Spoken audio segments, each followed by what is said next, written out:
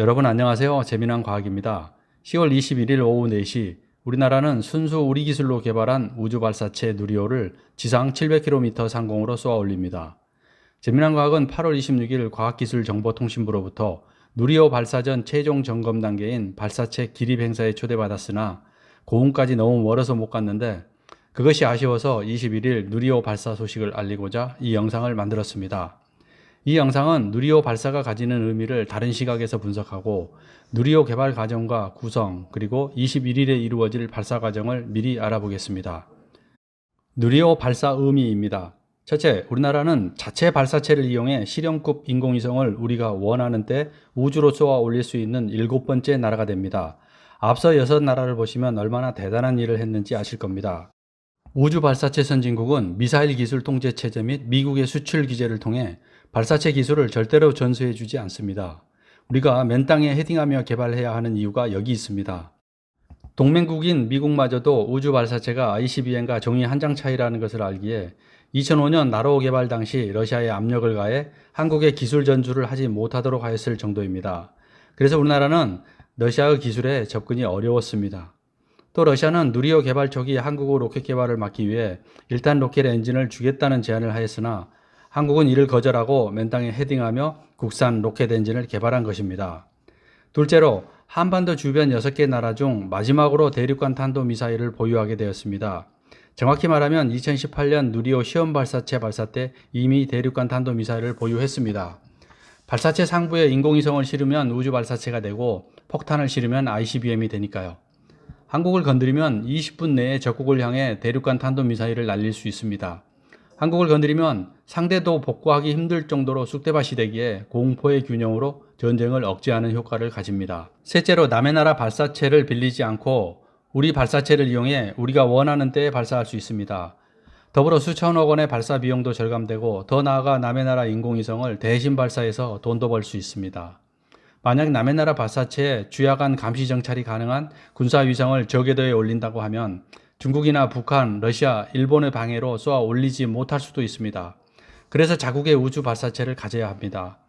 우리나라는 올해 5월 미국과 한미 미사일 지침이 폐기되어 고체 로켓 발사가 가능해지자 기다렸다는 듯이 2달 뒤에 고체 로켓 엔진도 연소시험에 성공하였습니다. 이제는 고체 로켓을 이용해 지구 저궤도에 정찰 위성을 쏘아 올리는 것이 가능합니다. 고체 엔진은 액체 엔진에 비해 구조가 간단해서 비용이 저렴하므로 수시로 쏘아 올릴 수 있습니다. 우리나라는 2022년까지 합성 개구 레이더 위성 4기와 가시광선과 적외선 위성 1기를 발사하여 북한을 2시간마다 정찰할 계획입니다. 이때 고체 로켓이 필요합니다. 합성 개구 레이더 위성은 주야간과 비가 오는 때에도 북한 전역을 전천후로 정찰할 수 있습니다. 이번에 발사하는 누리호의 1단 엔진은 300톤급으로 75톤급 액체 엔진 4개를 묶어서 발사합니다. 향후 75톤급 엔진 8개를 클러스터링하고 옆에 고체 로켓을 부착한다면 훨씬 무거운 인공위성을 쏘아 올릴 수 있습니다. 넷째, 우주기술 개발이 민간에 파급되어 엄청난 기술 발전이 이루어집니다. 누리호는 37만 개의 부품으로 이루어진 발사체입니다. 얇고 가볍고 고온과 극저온에 견뎌야 하는 기술은 기업에서 첨단 제품을 만드는 데 기여합니다. 전자레인지, 진공청소기, 정수기, 자동차 에어백, 내비게이션, 화재 경보기, 병원에서 쓰이는 MRI 등 수도 없이 많습니다.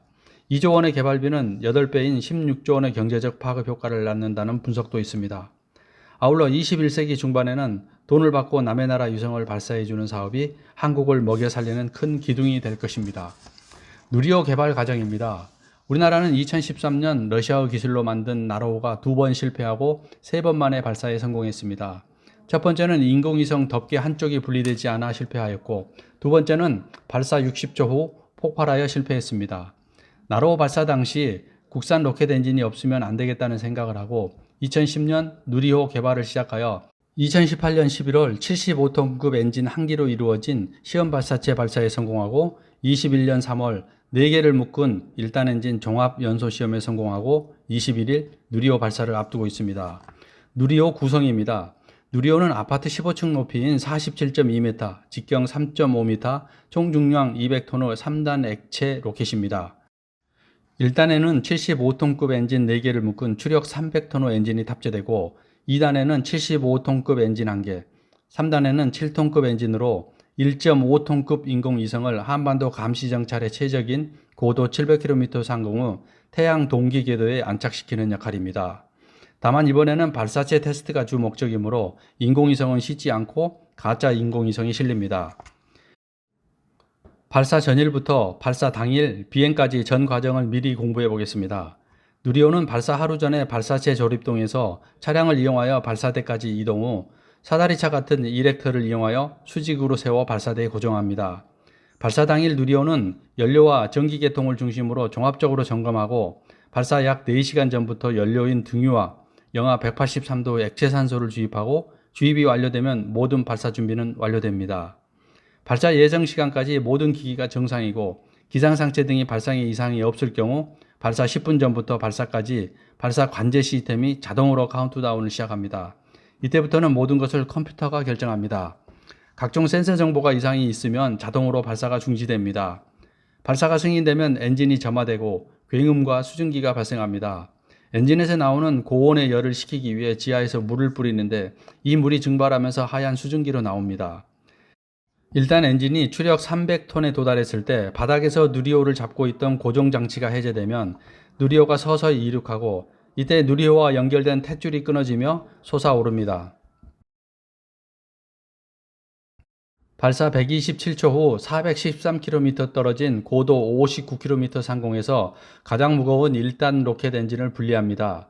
1단 엔진은 큐슈 서쪽 공해상에 떨어집니다. 발사 233초 후 인공위성 덮개인 페어링 분리는 발사장에서 251km 떨어진 고도 191km 상공에서 이루어지며 덮개는 1514km 떨어진 태평양에 떨어집니다.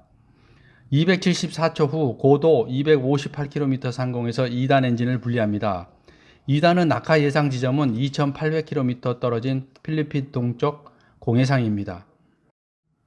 발사 960초 후, 그러니까 4시 16분경 700km 상공에서 인공위성 모사체를 분리합니다. 4시 30분경에는 위성이 제대로 분리됐는지 확인이 가능합니다.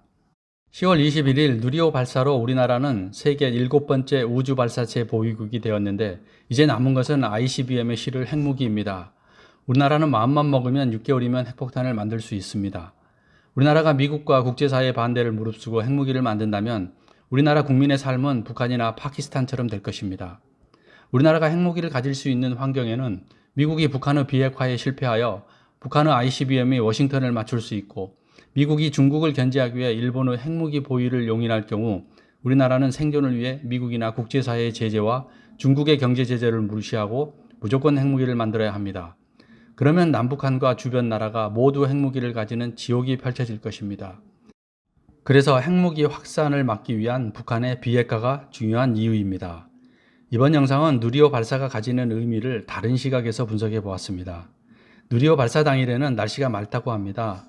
우리 모두 대한민국에서 만든 누리호 발사 성공을 염원해 주시기 바랍니다. 부족한 영상 시청해 주셔서 감사합니다. 재미난 과학이었습니다.